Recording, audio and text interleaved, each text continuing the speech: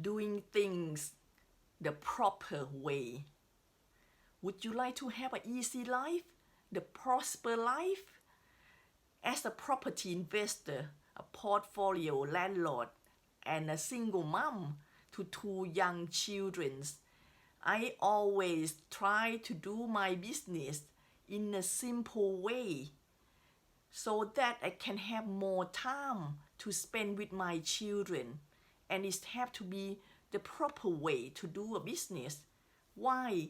Because if you try to be creative, invent your own will, it's just too hard. Why don't we just utilize the information, the form, the format, the system that is already available on the market and its work? For example, the tenancy agreements, the Assured Tenancy Agreements contract. There are many landlords that use their own versions. And what happened?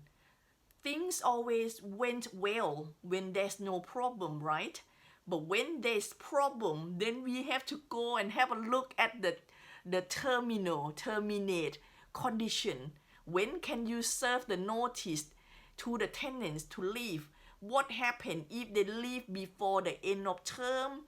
Now they're not paying the last month rent because they think that the last month rent is you can take out from the deposit, which is doesn't make sense. Deposit is for the deposit to ensure, to secure for your property. Their rent is their rent. Most of the tenants conveniently think that they don't need to pay the last month's rent because that cover in their deposit. No, because that will leave you in a very risky situation. If they damage your property, you don't have anything to fall back on. So why try to find the different version of the tenancy agreements contract? I'm part of the National Landlord Association.